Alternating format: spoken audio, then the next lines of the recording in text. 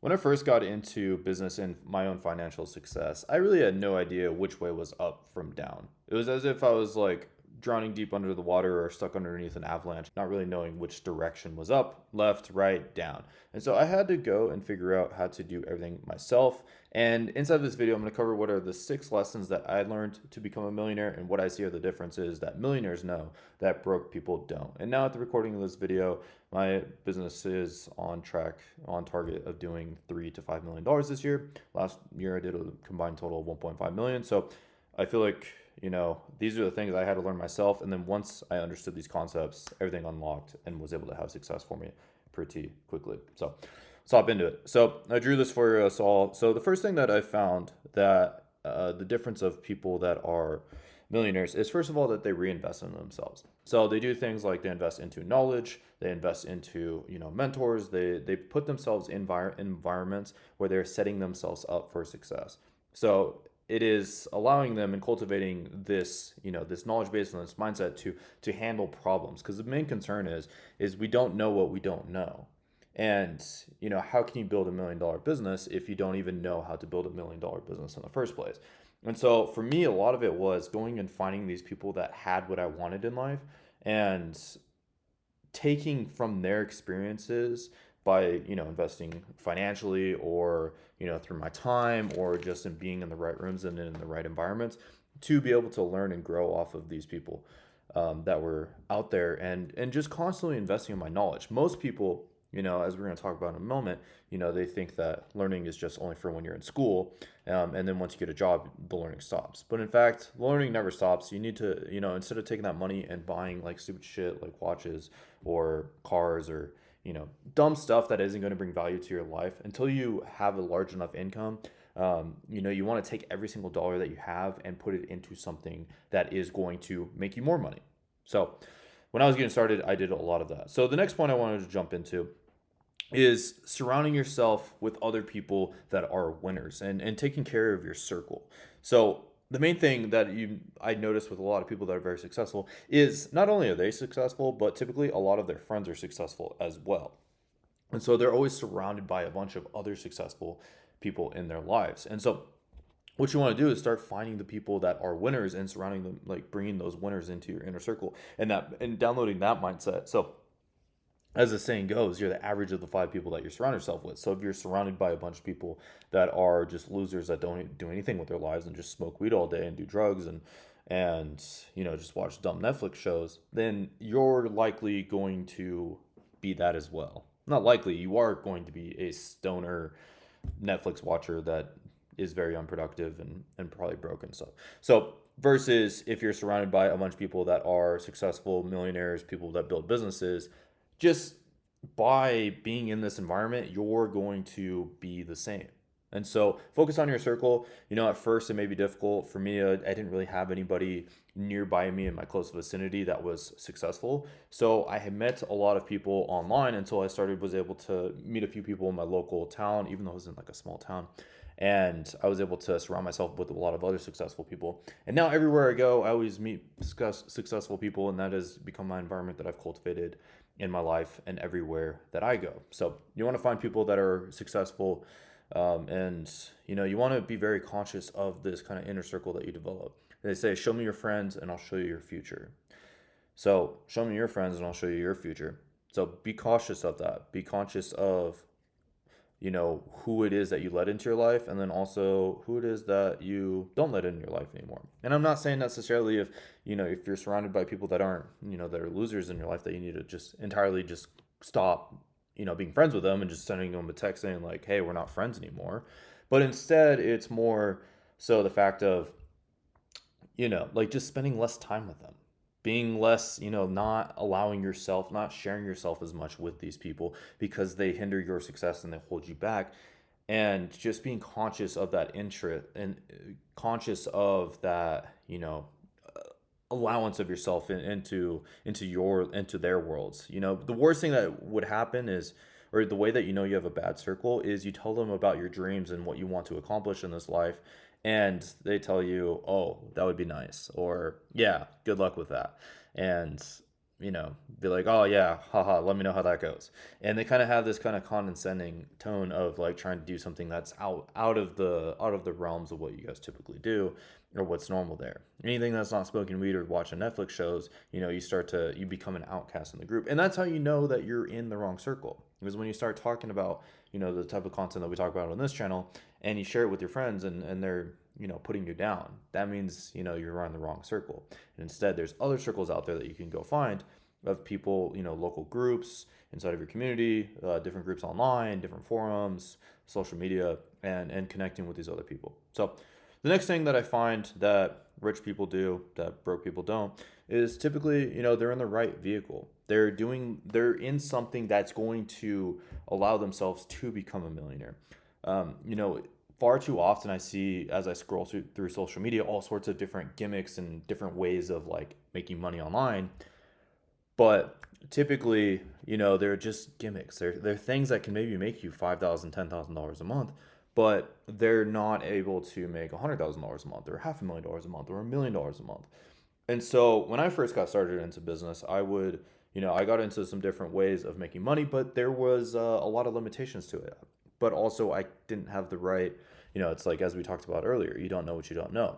And it was very short sighted, the things that I was getting into. And so it wasn't until I was in like the right vehicle and then stacked that with the component of time that then I really started to see success and wealth come into my way. It's like Mark Zuckerberg creating, Facebook. He was in a vehicle that was allowing, or like an industry that was becoming a thing. He was in the midst of the first movers of, as MySpace was already out there and was already become very successful, and he was just in the right vehicle in the right time, and that industry became a $1 billion industry, and now it's one of the biggest industries in the world. And because he was in the right vehicle and he had the right business, is what allowed him to become a billionaire. And so it's like the Warren Buffett quote. He talks about, he had a friend that he was very similar smart, like similar intelligence. Like the guy was pretty smart, and they both had great mindsets, and they both really wanted to accomplish great things inside their life. Flash forward like 20 years, and he went and reconnected with his friend, and Warren was significantly wealthier than his friend. And it wasn't that he worked any harder, it wasn't that he was any smarter than his friend, but the only difference was the vehicle that they were in. And his friend was like in a more industrial vehicle, and Warren was more of an investor vehicle. And these two vehicles alone, the guy was able to be successful, but not nearly as successful as Warren. And that was due to purely just the vehicle that the guy was in. And so, same with you in your life is, be conscious of the vehicle, know what this possibly can turn into, and being conscious in that decision before you, pour all sorts of time into it. And at the very least, knowing that there might be an eventual pivot that you will have to make to go into a better vehicle that will allow you to go to where you need to go. And so the next thing that I see, and I see this one probably one of the most common out of anything versus like seeing broke people versus people that are millionaires or decamillionaires or centimillionaires or billionaires, is just purely the belief that they are worthy of being able to be rich. Whenever I talk to people that are financially unsuccessful, we can call it, a lot of times they're saying, like if you talk about things of wealth, of status, of things that, are of wealth, a lot of times they say, that would be nice. I could never do that. I remember there's a story which was I was riding in an Uber one day, and he picked us up, and we have a McLaren at our house, and GT and Corvette. We have like a lot of nice supercars, and my buddy was showing off his McLaren and stuff. We were leaving; he was taking us to the airport, and he's like, "Oh, I would love to have a nice car." I was like, "Okay, cool, man. Like, so when are you gonna get one?" He's like, "Oh, I could never afford a Lamborghini or whatever his dream car was." He's like, I can never afford one of those. I'm never going to be like, it was just out of the bounds of his reality that was even even possible. But he's like, on the other hand, have you seen these new Priuses? That he's like, they look like the new Lamborghini Aventador. And it's just, he was like, that was his only within reach possibility, was that he got this Prius that came out that looked like it was a nice car. And so the premise of the story is just, this happens all the time. This is probably happening to you. Do you even believe that this is possible? I'm not talking about it in some like bullshit, like woo woo, like you got to like think it, and you'll just become this like successful, wealthy person. But instead, in a means of, do you believe that if you put in the work and you dedicate all of your soul, all of your being, all of yourself to becoming somebody that is rich and successful and whatever, this dream life is that you believe or that you want, do you believe deep down inside that you can be capable of it? And if you don't, why not? Is it because you grew up your entire life being told that, like, only lucky people were able to be rich and you're just not a lucky person? What is it? A lot of times it's some sort of like, childhood. We were grown up surrounded by people that see the world a certain way. And so, what is it really that's like, do you believe that it's actually within the realms of possibility? And I believe that it is possible for anybody if they believe that it's possible for themselves. And so, as soon as I started to believe that I was starting to like really break it down. Like, what does it mean to make $1 million a month or a year? So then it's like, okay, that's $83,000 a month, or what is it, like $27,000, or $23,000 a week, and what is it, $21,000 a week, and doing the math, like, is this actually breaking down? Okay, so it would be that much, and it would be like $3,300 a day basically, or $3,000 a day, and breaking it down into bite-sized chunks and asking myself, how can I make $3,000 a day? Okay, here's all these ways of like possibly being able to do that. And then, kind of breaking down, what does that money actually mean? And then in reality, you realize, you're like, okay, really, $1 million a year really isn't that much money. It's like within it's a possible reality if, I go and do this and I get, let's say on YouTube, I get 10 million views a month, and with a $8 RPM, I'm able to make 80 grand a month. You got to like kind of break it down into bite-sized chunks, do the math, and then believe, can I do the reps to achieve this result? Like, very just logically, is this possible? And are you willing to do the work and make the sacrifices to generate that result? And especially if you want it in a reasonable amount of time, are you willing to make the sacrifices to generate a result like that? Or just not necessarily make their sacrifices, but just put in the repetitions, the reps that are necessary to get to that point or to that result. And that's what I mean by, do you believe that it's actually possible? Not just some bullshit like, oh yeah, you think it and it'll happen. I mean, like, logically breaking it down. Very black and white, matter of fact. And if $1 million is a lot, do it first for $100,000 a year. That's only $8,300 a month, and that's only $300 a day. And then, if you 10x that, then that's $1 million a year. So, do you believe that it's actually possible? And how are you going to actually go accomplish it? That's the difference. I see, like, broke people can't do the math. Rich people are able to comprehend that math, and they're able to see themselves doing the work to become this person. Not some bullshit woo-woo thing. Okay, so that brings me over to my next point, which is, as we were kind of discussing a little bit earlier, which is becoming a lifelong learner. I see far too often people, as soon as they get out of school, out of high school or out of college, their brains turn off, freaking light switch goes off, and they never turn it on again. And instead, they just follow the rhythms of life, the patterns of life, they follow the pendulums, and they are sucked into, the quote unquote matrix, or they're a cog in the machine. And that is, their life. And they never look outside the bounds of like what is in front of them.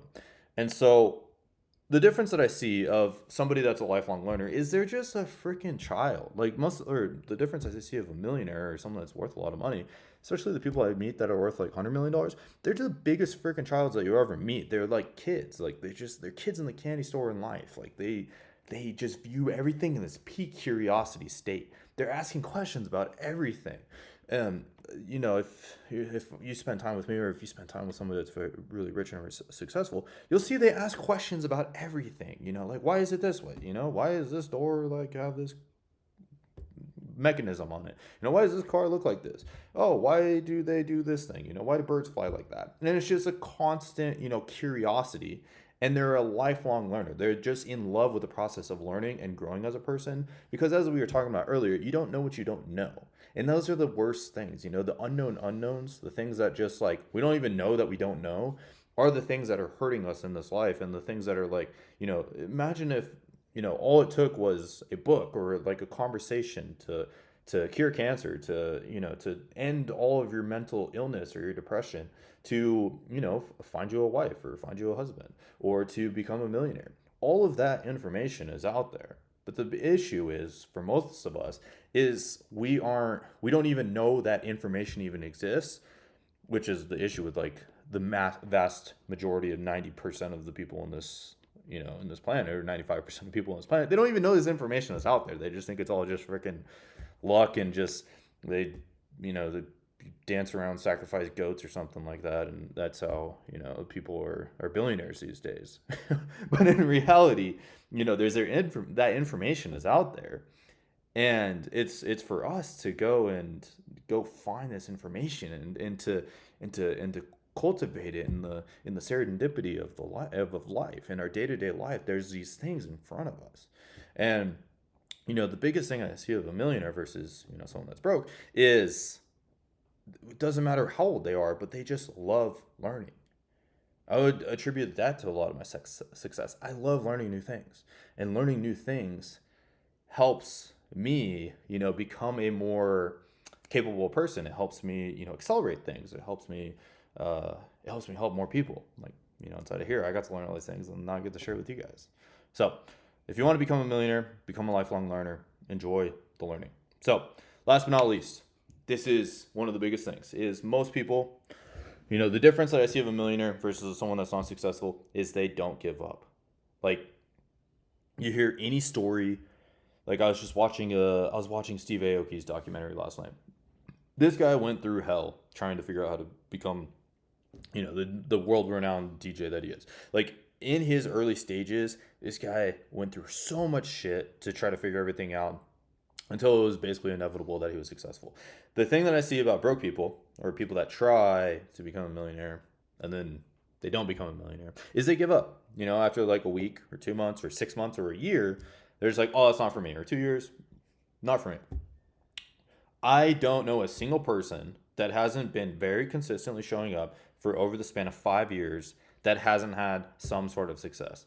And especially over the span of 10 years, I don't know a single person that hasn't poured all of their being into becoming a very rich and successful person over the span of 10 years that is not some sort of millionaire, if not decamillionaire. And so the biggest thing is just, enjoy the ride. The issue I see a lot of people is, the means to the end is what people are seeking, like this end goal.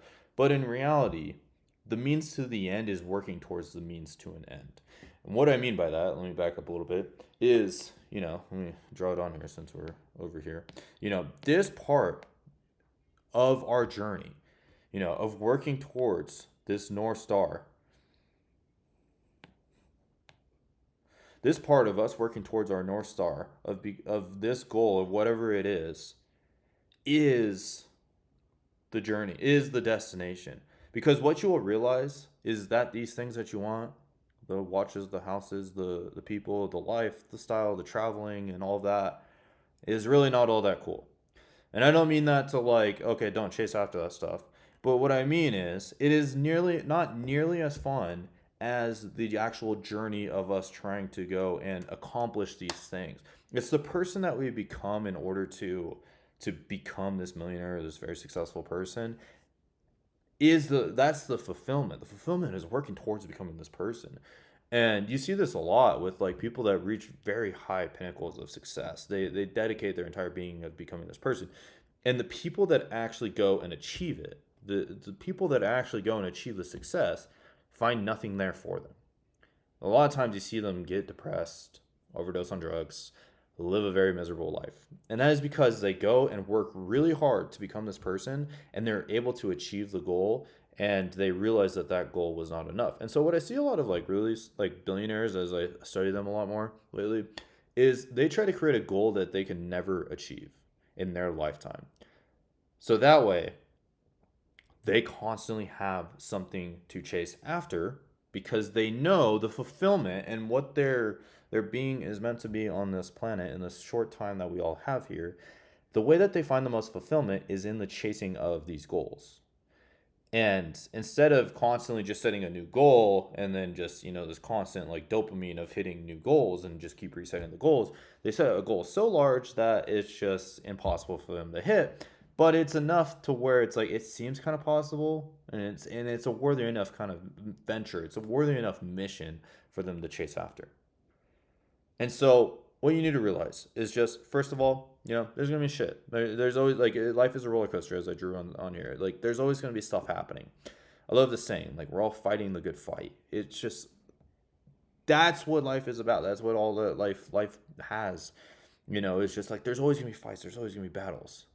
But for me, I'd rather not lay on that deathbed full of regrets, knowing that there was an alternative life where I could have put everything out on the table and done everything in my being to try to become this person that I know that was possible. And even if I didn't make it, I don't want to be laying on my deathbed full of regrets that I didn't chase after that version of myself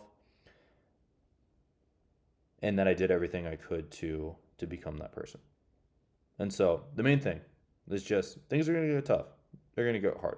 But the people that are very successful, the people that become rich, are the ones that don't give up, regardless of what's going on, regardless of what's going on with their family, regardless of what's going on, like with the freaking economy or who's in office or who wins the Super Bowl. The main thing is to not give up. And so what millionaires do that broke people don't, they reinvest in themselves. They focus on their circle. They create an environment that's, easy for them to have success. They have the right vehicle to get there. They believe that it's possible. They're a lifelong learner. And last but not least, they don't give up on the journey. My name is Devon Canup. Hope you guys enjoyed this video today. And I'll see you guys on the next one. Peace.